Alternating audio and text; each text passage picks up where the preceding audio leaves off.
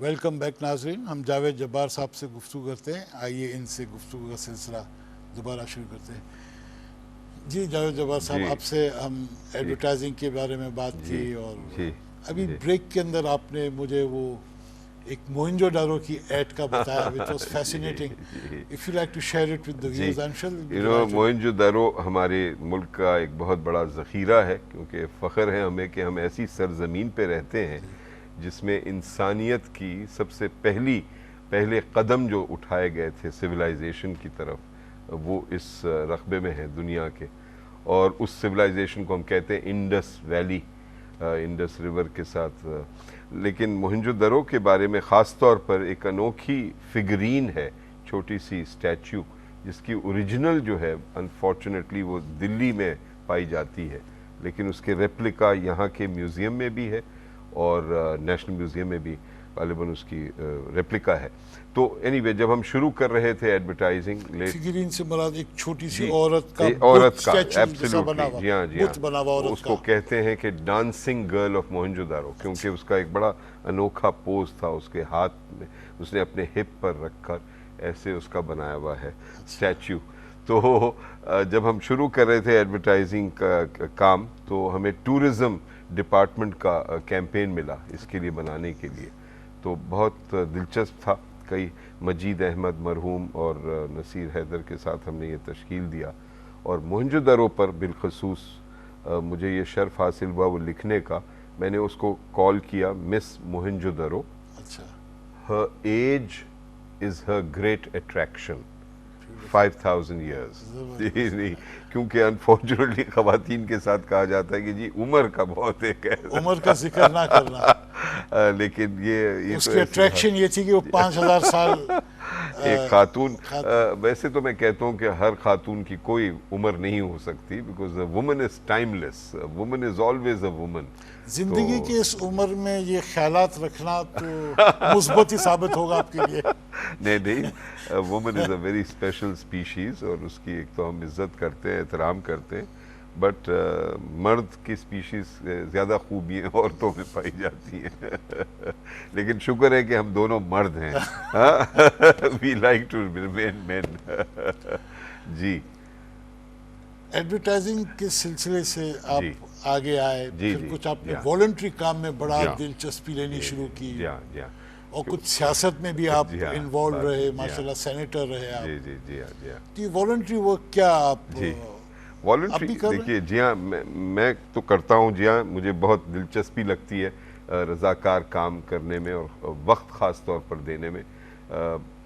पैसा भी दे सकते हैं, और जो कुछ हम दे सकते हैं देते हैं, लेकिन वक्त के ज़रिए आप पैसा पैदा करते हैं। तो मेरी नाचीज़ राय में वक्त सबसे ज़्यादा कीमती चीज़ होती है, और अगर आप वक्त किसी चीज़ को दे सकते हैं, वो सरमाया एक ऐसा है जो इसका कोई नेमुल बदल नहीं।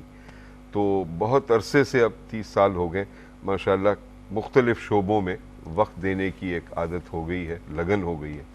तो चाहे वो देही इलाक़ों में हो या शहरी, बट ज़्यादातर पसमानदा इलाक़ों में, और पसमानदगी से जो मुतासर हैं लोग, उनके साथ काम करने में एक तो कई और पाकिस्तानियों के साथ शामिल होने का मौका मिलता है।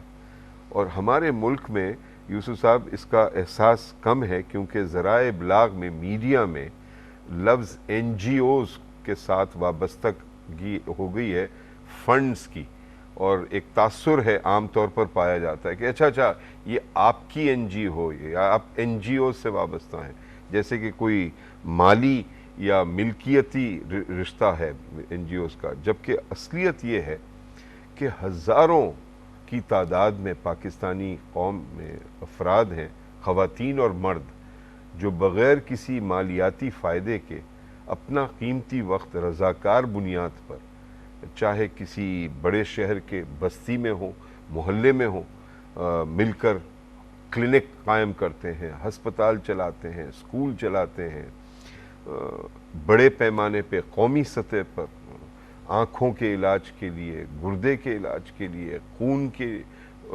फराहमी के लिए, दीगर। और इसमें सत्तार ईदी साहब का नाम बिल्कुल जायज़ है कि सबसे नामवर वो एक शख्सियत है। اور ان کی اعلیٰ درجے سے بالکل ڈسٹریکٹ کیے بغیر ہمیں یاد رکھنا چاہیے کہ اس وقت ریئلی لاکھوں پاکستانی چاروں صوبوں میں کام میں مصروف ہیں اس خدمت میں، ماشاءاللہ، اور رضاکار کام جو کرتے ہیں پاکستانی، اسی سے ریاست کی جانب سے جو کام ہو رہا ہے اس کی حمایت بھی ہوتی ہے، اس کو سپورٹ بھی ملتی ہے۔ کئی جگہوں پر حکومتی ہسپتالوں کو، جیسے پیشنٹس ویلفیئر ایسوسی ایشن ہے، یا کراچی میں NICVD ہے، national institute of cardio vascular disease, یا جناح ہسپتال ہے، چلڈرنز ہاسپٹل ہے، سول ہاسپٹل ہے، سوٹ ہے کڈنی کا، اس میں، جی ہاں، اس میں سویٹ ہے، اور وہ بھی بڑا ایک زبردست ڈاکٹر ادیب رضوی اور ان کے ساتھی ڈاکٹر نقوی کے کمال ہے۔ لیکن یہ جو پیشنٹس کو ایسوسیشنز بنا کر، پیشنٹ سپورٹ ایسوسیشنز، اور کئی سہولیات فراہم کرتے ہیں، لاکھوں کروڑوں روپے ایک تو سرمایہ کے طور پہ بھی دیتے ہیں، اور اپنی ذاتی وقت دے کر اس ممکن بناتے ہیں کہ ریاست کی جانب سے بھی خدمات بہتر ہوں عوام کے لیے، اور وہ خود بھی براہ راست عوام کو کوئی سہولت سے آگاہ کرے اور نوازیں۔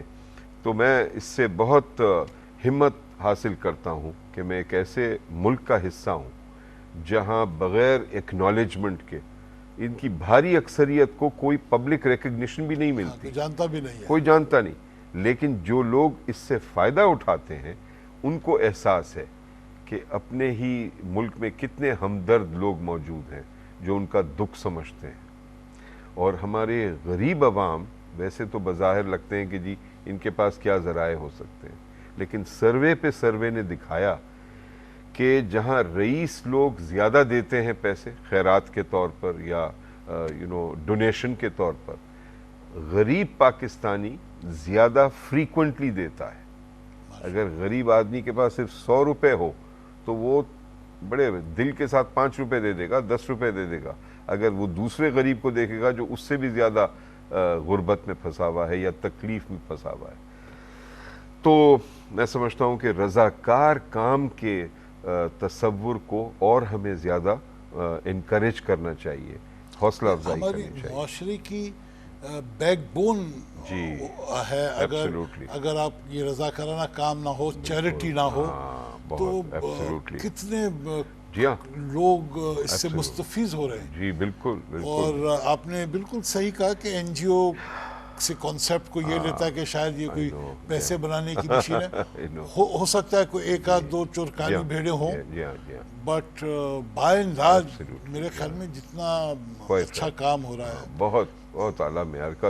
ایک مثال، ویسے تو کئی تنظیموں سے ہماری وابستگی ہے، SOS چلڈرنز ولیج سے، SPO سے، باں بیلی سے، اور دیگر اور تنظیموں سے، میں ان کا ذکر نہیں کرنا چاہتا۔ میں ایک ایسے تنظیم کا ذکر کروں گا جس سے میرا کوئی تعلق نہیں، میں اس کی خدمت انفارچونیٹلی ڈائریکٹلی نہیں کر پاتا، کبھی کبھی بہت کم، ہارڈلی، یعنی کچھ جو بھی میں مدد کر سکتا ہوں کرتا ہوں۔ لیکن ایک شاندار مثال ہے LRBT، لیٹن رحمت اللہ بینیولنٹ ٹرسٹ۔ ایک انگریز اور ایک پاکستانی نے مل کر کام شروع کیا 25 سال سے زیادہ، اور آج دیکھیے کہ آسانی سے کہا جا سکتا ہے کہ مفت مکمل طور پر مفت سہولت، ٹریٹمنٹ آنکھوں کی، ایک سال میں 10 لاکھ سے زیادہ پاکستانیوں کو سارے ملک میں پھیلے ہوئے ان کے سینٹرز ہیں، اور ایک اندازے کے مطابق کوئی اور ایسی تنظیم نہیں ہے دنیا میں جو بالکل مکمل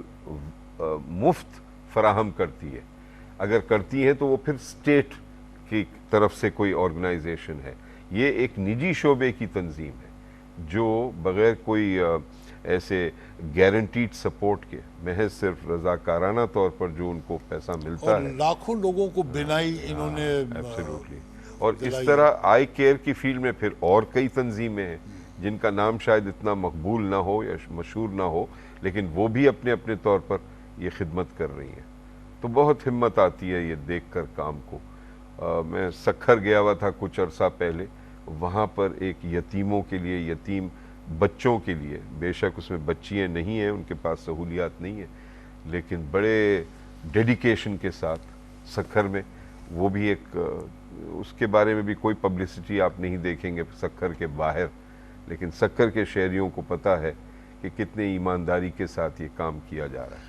آپ خود باں بیلی کے ساتھ بہت زیادہ منسلک ہیں، جی کیا اس میں کیا باں بیلی ماشاءاللہ اب دیکھیے ہمارا 26واں سال ہو چکا، ہم نے تھرپارکر میں شروع کیا اور یہ ایک رشتہ پیدا کیا شہری سندھ اور دیہی سندھ کے درمیان، کیونکہ خلا ایک محسوس ہو رہا تھا کہ لسانی بنیاد پر یہ ایک بالکل دو مختلف سندھ ہیں، اور ہم اس تصور کو رد کرنا چاہتے تھے اور یہ ثابت کرنا چاہتے تھے کہ بغیر کوئی لسانی رشتے کے، کوئی ذاتی رشتے کے، آپ انسانیت کی بنیاد پر بھی اور بالخصوص مذہب کی تقسیم سے بالاتر ہو کر، اور ایک مذہب ہندوازم میں بدقسمتی سے یہ طبقاتی جو آپ کو معلوم ہے کاسٹ سسٹم ہے، اچھوت اور تو وہ ہم کو اس نے بڑا دکھ پہنچایا، کیونکہ تھرپارکر میں تقریباً آدھی آبادی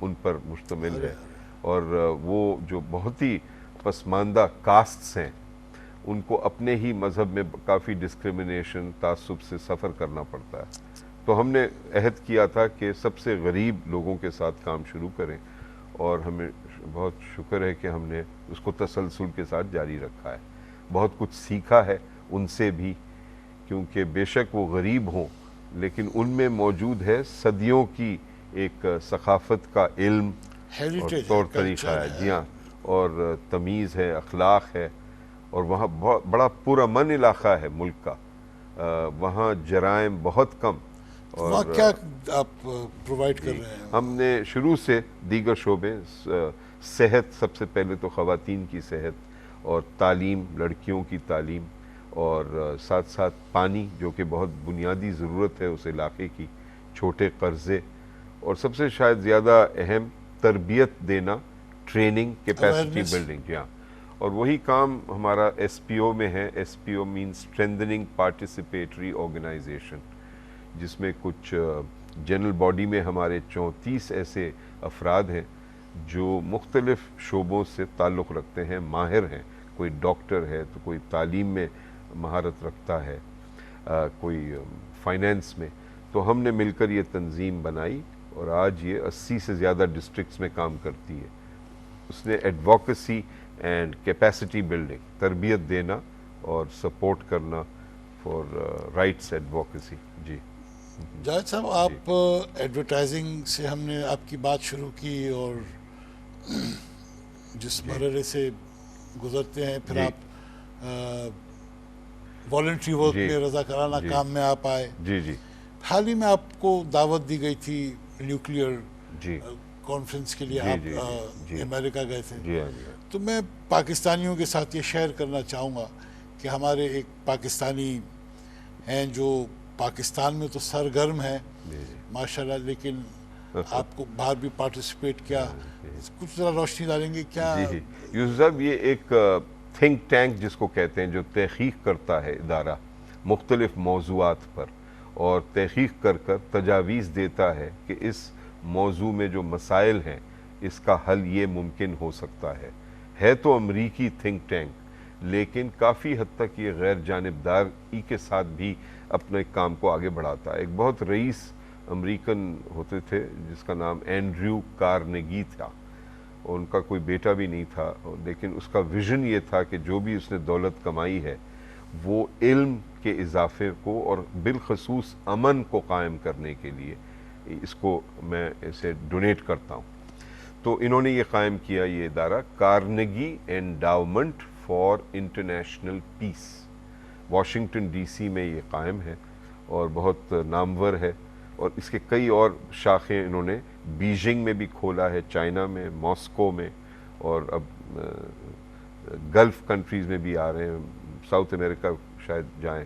اینی وے، انہوں نے یہ بین الاقوامی ایک کانفرنس کال کی مارچ کے آخری 2 دنوں میں، جس کا موضوع تھا کہ یہ ایٹمی ہتھیار اور ایٹم بوم کے یا ایٹامک انرجی، جس کو ہم نیوکلیئر ایشوز کہتے ہیں، اس وقت کیا کیا جا سکتا ہے کہ دنیا میں اس کے خطرات سے بچیں، آئندہ دنوں میں اس کو پرامن طور پر کیسے بہتر استعمال کریں انرجی کو پروڈیوس کرنے کے لیے، توانائی کو پروڈیوس کرنے کے لیے، بجائے تباہی کو کی طرف جائیں.